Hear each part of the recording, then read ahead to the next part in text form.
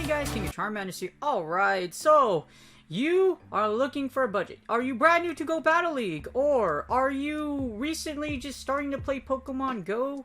And you want to play Go Battle League and Ultra League? This is your guide to the budget mons.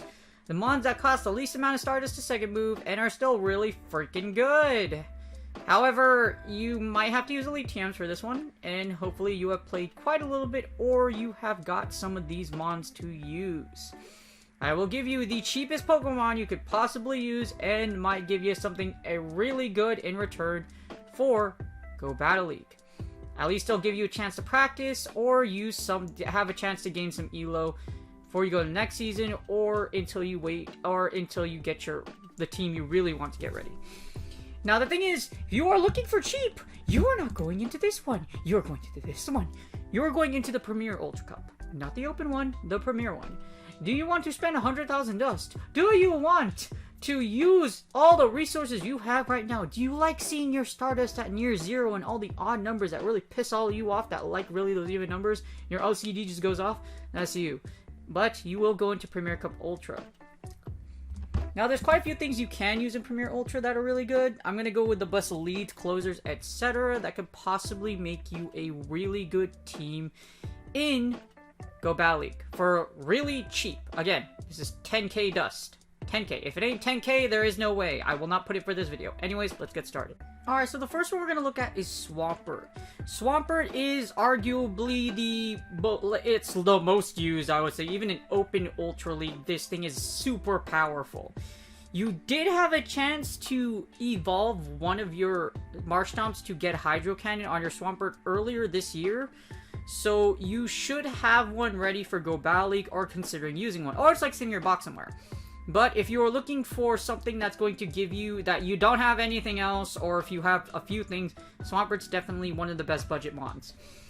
The thing about Swampert is it's incredibly powerful. As you see, its Shadow ranks at number 8 overall and number 33. To be honest, in my opinion, there's not a lot of drop off from Shadow or the regular one. It's just kill range. Sometimes it'll matter if you have Shadow, sometimes it won't. But generally, the regular one does do you well anyways, no matter which one version you have. But this is a budget one, so we're going to focus on the regular one. So for 10k dust, you get something that has a B rating across the board, or close to A- rating in my opinion, for across the entire Go Battle League, or across Ultra Premier. This thing's really strong, beats Charizard, beats other fire types as well. The fire meta is a little more, like, you'll see it a little more in, I would say, this one in Season 7, just because of the rise of Talonflame. Talonflame's really good, and you'll probably still see Charizards and Fires running around. You'll see a bunch of eager trainers ready to use their XL Talonflame in Premier Ultra. So, you're going to see a bunch of things that are good with Swampert. Now, you can use the Sludge Wave or the Earthquake variant. I definitely recommend you use Sludge Wave, though. With Sludge Wave, you can take out Abomasnow, so you can take out your weaknesses. With Sludge Wave, you can also take out Fairies. So, Sludge Wave is definitely out there. You don't have to use Sludge Wave. You can use Earthquake if you really want to, but I definitely recommend you use Sludge Wave, just because, like a justification, like I said before. You cover the Grass weakness, which is your worst weakness, and you also take out Fairies. But as you see, Swampert is very, very powerful. Hydro Cannon puts a ton of pressure on the opponent's mons, and if you have nothing else, you're probably going to see a lot of other trainers using it. But Swampert is definitely a fantastic choice. For only 10k dust, you get one of the most powerful Pokemon in all 3 leagues. Great League, Ultra League, and Master League. Premier, if you've seen this, Swamperts are everywhere. And it is incredibly powerful in Go Battle League. Next up, we have Empoleon. So if you don't like Swampert because Swampert is double weak to grass types, most grass attacks will yeet Swampert to the Shadow Realm, to the next dimension, wherever you want to call it, Giratina's Hellhole. It's going down. However, if you want something that's decently powerful and also does well against dragons, because the issue with Swampert is that you don't technically get walled by Dragonite, but Dragonite does do very well against you. In Empoleon's case, it beats Dragonite as steel typing. It also resists those confusion users. So Empoleon is a fantastic pick. Incredibly powerful and has been used for a very long time since its release. It is super good with Hydro Cannon. And as you see here, that's a big justification of why people really like using it in Ultra Premier.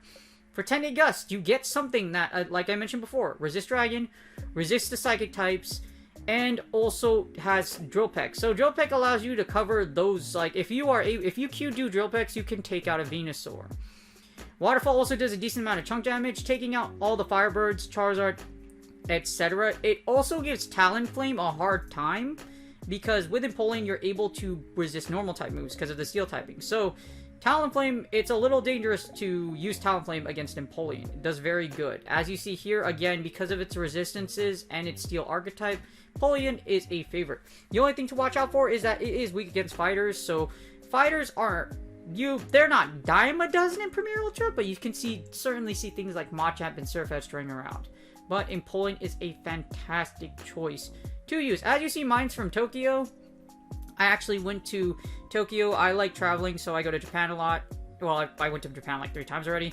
And during an event, there was an event in December where Peplups are spawning, and I got a really good Empoleon for Ultra League. So mine is from Bunkyo, Tokyo. While I was traveling in Tokyo, I caught mine. So if you are jelly, it is a Japanese Empoleon. But yes, the reason why I love Empoleon, because it is very strong, again, for Premier Ultra, and really good overall for Ultra League. Alright, next up is Gyarados. So Gyarados is a fantastic switch. The thing about Gyarados is that you probably don't think it's not cheap just because of how much Magikarp candy it takes. Do you know how many events we've had where Magikarp has been spawning? If you have been playing this game for a while, or if you've been playing even recently, Magikarps have been there's a lot of carp. A lot of carp. You can find Magikarps in the bay. You can, well, if you live near the ocean, you'll probably find a lot of Magikarps. If you are fortunate enough to have been playing a little while ago, a lot of Magikarp has been spawning. Heck, it even has had a community day. That's how much Magikarp has been around in Pokemon Go. However, like I mentioned, it is a fantastic save switch, and it's really freaking good in Ultra Premier. And it only costs 10k dust to power up. Because of that, it's in your best interest, or if you have one, this thing actually works very well in Go Battle League. The only thing that's kind of iffy, along with Empoleon versus things like Swampert, is Electrotypes. Electrotypes are a little popular in Premier Ultra, so Gyarados is kind of dangerous. However, if you have a Gyarados, it does really well, and as long as you can keep it away from Electrotypes, Gyarados will serve you well in Go Battle League. Gyarados for Ultra Premier Cup, as you see here, is able to beat out Talonflame XL. Yes, it does beat Talonflame XL even with Dragon Breath. It beats Talonflame XL, it also beats Charizard, it also beats Swampert, and Snorlax. In other words, it's a monster. It does a lot of good work against the Ultra Premier meta, or a lot of good meta picks, including Dragonites, etc. So Dragonites, Kingdras, Gyarados will do a ton of damage against you. Its key losses, of course, are like many water types or Venusaur, but again, electric types, like I mentioned, because it is grass and flying, you will take double of fuel. It is double weak to electricity, so it's not a shocking... It won't be shocking if you get zapped and destroyed by an electric type against Gyarados. However, Gyarados does so well against everything but electric types, and you can still nuke an electric type with no shields if it's in a certain range. So Gyarados with its high attack and the fact that when CMP does very well in this cup. Again, it only costs 10k dust, and I know it costs a heck of a lot of candy, but you know what? Gyarados is still really good, especially as a save switch or even as a lead in Ultra Premier, and one of the cheap options available with 10k dust. Alright, next up we have Charizard. So now with Talonflame XL being out, obviously Talonflame XL is probably the premier fire chicken or fire and flying type in Go Battle League now as far as Ultra League goes. However, Charizard still does really well. The reason being is it has Dragon Claw, and Blast Burn hurts a lot. Community Day moves are overpowered. That's why most of this list are Community Day Pokemon. However, Charizard is still really good in my opinion. As you see, it's a very powerful lead in Ultra Premier just because of the fact that it has Blast Burn and it still does a ton of damage. As you see here with Dragon Claw, you can still take out a ton of Mons, and with Dragon Claw, you can pressure Dragonite. So there's a lot of plays you can make with Charizard. Charizard was, when I was still playing Ultra Premier mainly, I think Charizard was one of my favorites because it does a lot of work. As you see here, you're able to essentially farm down or do a lot of farm down damage against Abomasnow, a lot of the double weak types like Abomasnow, also Excavalier, Scizor, Venusaur, other typings like that, Gallade. You also do really well against Gallade because you don't have to essentially shield anything. Be careful for close combat though, because it still will chunk you because your Charizard isn't the thickest person thickest Pokemon in the entire world. It also takes out Togekiss. So lots of versatility with Charizard lead. Very powerful. Like I said, even though you have Talonflame out there, but Charizard is still a great option. And it's the cheaper option because you don't need an XL one. As you see, your key losses are against Swampert. The water types, of course, however, like even if they do resist it, Charizard will do minus Swampert. Blastburn is going to do a lot of damage. It will do a ton of damage against the Ultra Premier meta. If you land a Blastburn, it's gonna if it doesn't resist it, like Dragonite, or even if it does resist it, it's gonna do a lot. It'll do a lot. There's a lot of times where I've slept with Blastburn, and like I said, Charizard's still really good in Ultra Premier. If you really like fire types and you don't have one, like if you don't have a Talonflame XL, this thing is very powerful. Well, we're doing budget picks here, but Charizard is in fact one of the I would say the best fire budget pick for Ultra Premier and the cheapest one available. Alright, so if you don't have a Charizard, yeah, you can use Typhlosion, as you see here. However, I don't really recommend it. The reason being is because Typhlosion it's going to lose to other fire types. As you see here, it'll lose to Charizard and Talonflame, because even though it does have Incinerate, and Incinerate does charge really fast, etc., Typhlosion isn't the bulkiest boy in the world, and unfortunately, even if you're going to get to Blast Burns and nuke everything to oblivion, it's still susceptible to getting one-shot by a lot of things. As you see, you barely survive against Empoleon. Swampert absolutely dominates you, and things like Gengar or anything that basically outpaces you, like Shadow Champ, will destroy you. So just be very careful when it comes to Typhlosion. It's not bad, however. It does have Solar Beam. If you do Solar Beam through shields, you can take out Swampert, take out things like Empoleon, etc. However, because Typhlosion, and it'll win against CMP against a lot of things. However, Charizard, it's still, like, Typhlosion is kind of like 50-50, but like, definitely, if you like Incinerate, it's up to you, but Charizard, in my opinion, is a little better on the end just because it has Dragon Claw. With Dragon Claw, you have more coverage. With Typhlosion, you have a giant nuke, and you have Solar Beam. And yeah, if you don't nuke through shields, it costs you a lot of energy because one Solar Beam is the equivalent to 4 Incinerates. That's 20 turns. So if you play well with Incinerate, or if you like Incinerate and how it generates energy, if you can get Incinerate through charge moves, it's really great. But definitely, Charizard, in my opinion, is still a very good fire type compared to Typhlosion. Next up, we have Blaziken. So Blaziken's a really good fire fighter type. The only issue with Blaziken is that, just like with the issue with Typhlosion, it's kind of squishy. So Blaziken is really good because it has Blaze Kick, Blast Burn. It also has Brave Bird and Stone Edge. So there's a lot of things you can do with Blaziken. Stone Edge is Legacy, however, so you probably on board that. You're probably going to use Blast Burn, Brave Bird, or Blaze Kick, Brave Bird, etc. However, with Blast Burn, Blaziken is incredibly powerful, even with Blaze Kick. Blaziken is a very powerful fighter. It's able to cover a lot of things and do a lot of damage. It can even beat Lapras, even though it is not a... Yeah, it can still beat Lapras even with Surfs, just because it punches everything down. And because with Counter, you can generate energy relatively quickly with Blaziken. And you can beat other normal types. So it's a really good mon overall. It's kind of squishy though, so like be very careful. Best use as a lead or closer, as you see here. I wouldn't use it as a switch unless you're going to switch into a positive matchup. Blaziken is a great budget pick though. If you like fighters and you still don't have one, you like how everyone's punching everything to death with their fists, and you don't have an Obstagoon, you can use Blaziken. Blaziken does very well as a budget pick for Premier Ultra.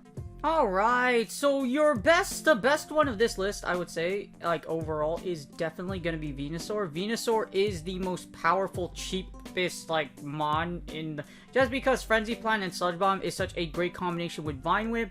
Venusaur does resist counter users as well as charm users, and it's a freaking really strong mon overall. I used Venusaur a lot. As you see, it has A's across the board. It is a very strong Pokemon in all positions. This is the Water Archetype's worst nightmare, as well as anything that is weak to poison. Yes, it loses against Abomasnow, but a Sludge Bomb will yeet most Abomasnows at certain ranges to the next dimension, so it's really, really good. It's so good that even though it loses to Alolan Muck, you can actually bully Alolan Muck with Frenzy Plant. You can actually, you could actually just straight Frenzy Plant an Alolan Muck, and if you have Energy Lead, you can straight just annihilate Alolan Muck. Same thing with Gallade. Gallade, you can one-shot Gallade at a certain range with Frenzy Plant. It's really good and really strong. 2 Sludge Bombs will also kill a Dragonite. It played well, as you see here. There's a reason why Venusaur and its Shadow variant are like number 15 and 16. It's in the top 20. The best of your yeah. The only issue is that Venusaur, it was probably, from what I remember, like it's, if you had the event to where you could evolve. Actually, it just recently came in the Kanto event. What am I talking about? This is probably one of the best ones along with Charizard and Blastoise, or just in general, just because of the Kanto event. With the Kanto event, you can evolve and you could get a Venusaur with Frenzy Plant. So most recently, the Kanto starters are probably the ones with the most viability in Ultra Premier as far as cheapness. Because like I mentioned, not too long ago, you can make a Frenzy Plant Venusaur, and it's really good. Best used in a lot of positions. It's really good in a lot of positions. I would avoid Dragonites, etc., but like it does very well as long as you could avoid Fire types in this meta. Sludge Bomb does a ton of damage still, even though it's resisted, so Venusaur is a beast in this meta. Again, this is the best pick out of all the budget picks. Very strong, very powerful, and it will serve you well. If you're a man, yeah, it will serve you well, even against its weaknesses in Ultra Premier. Alright, this one's going to be really quick, but if you don't have a Venusaur, Meganium can sub for it. The keyword is can. The problem with Meganium is that you essentially get walled by, yeah, you're gonna get walled by, well, not as, yeah, flying types hate you, or you hate flying types, if that makes sense. So the thing about Meganium is that Meganium is very powerful. However, because flying resists grass, guess what? It also has Earthquake. Has a lot of coverage, does really well against a lot of picks. However, the thing about Meganium is like what I mentioned before. It also loses to things like Abomasnow and Venusaur. With Abomasnow, you essentially get walled. Well, yeah, you get walled because grass resists grass. And also Earthquake is resisted by grass as well. So, along with Togekiss, Togekiss does resist you as well because flying types double resist your moves. Or not double resist your moves, but both of your moves are resisted by flying types. Venusaur also has a great time with you because if you can't Earthquake a Venusaur and have it in kill range, you're pretty much screwed. So the thing about Venusaur, this is a very dangerous mon, Meganium. I wouldn't recommend using it. I would replace it with anything else. However, this thing does work, so don't worry so much about Meganium, alright? Yeah, you likely should have a Venusaur ready, so Venusaur is a lot better. I would definitely use Venusaur because the thing about Meganium as well, you need a perfect Meganium. So it must be 100 IV, 15 attack, defense, and HP if you want to use it in Go Battle League outside of an XL. Not worth it. I'm only putting it in there because if this is the one you want and you love Meganium for some odd reason, you can use it. However, Venusaur is 1,000 times better. If you have Venusaur, use it. If not, consider Meganium or just use something else altogether. Alright, last and not least, last but not least actually, I butchered that quote really horribly, is Obstagoon. So Obstagoon is a beast. It's really good. Believe it or not, it's only 10k to second move, and you can actually hatch it from 7k egg. So if you hatch it from a 7k egg, the one you get will actually evolve into a... It'll already be at like level 20, so it won't cost too much dust to power one up. Obstagoon is really good for several reasons. If you get the Night Slash and you boost, you'll kill a lot of things unless it's a Togekiss. Unless you have Gunk Shot.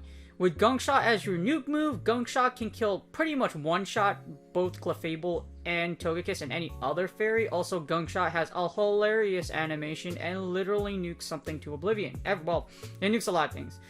You can also use Hyper Beam. Hyper Beam is a really good option with Obstagoon. Since you get stabbed with Hyper Beam, you'll KO a lot of things. Because a lot of scenarios, you'll either Night Slash or counter down, or you'll Gunk Shot or Hyper Beam. So there's a lot of scenarios where that happens. Your only worst nightmare is, I would say, if you face a Ghost type. Well, not even a Ghost type. If you face a Dark type. So if you face a fellow Dark type, like Umbreon XL, it's gonna be a little rough on your part, just because... Yeah, it'll be a little rough, but you'll essentially have to Hyper Beam the Umbreon, but like still, like, just because Umbreon's like super thick. But other than that, Obstagoon is a great generalist. It does a lot of damage, and like I said, if you boost, you're gonna run through a lot of things. If you double boost, you're likely going to take your opponent's soul, and you can pretty much consider an automatic W if you get 2 boosts early. Just because Obstagoon with boosts it just revs up and it's on fire and you die. It's that simple. 2 boosts, you die. 1 boost, you cry. 2 boosts, you die. It's that simple. But Obstagoon is really, really good in Ultra Premier. So, or even in Open Ultra. So, like, it's a very, as you see here, it's very good lead. Very, very, very good lead. Decent as a closer, but, like, if you lead with Obstagoon, and like I said, you rev up those Night Slashes, you could do very well in Ultra Premier. Alright, that's it, you guys. These are the best picks. Well, these are the cheapest picks you could actually use, and my reviews for them. I've tested a lot of these myself in like previous seasons, and they do very, very well. Minus some of them like minus the sub picks like Meganium, and if you need to use a Typhlosion. But other than that, all these picks do very, very well. If you want to make a team out of it, as you see, you're Empoleon Obstagoon as a safe switch or Gyarados as a safe switch, do very, very well. Empoleon as a lead, Venusaur as the closer in any line will do very, very well. It's very, very powerful because a lot of things in the back are either weak to Venusaur or you can take them out with Venusaur. Obstagoon and Gyarados operate as good save switches, and you can pretty much put whatever you want in the lead and play it out that way.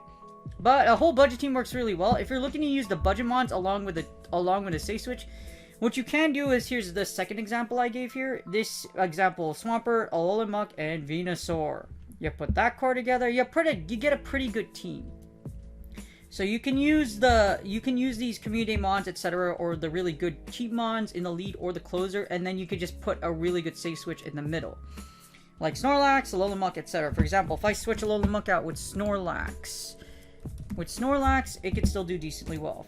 Got that, Bink, you put it, give it the extra bolt. As you see here, really pretty good team, not a lot of coverage, but still does very well.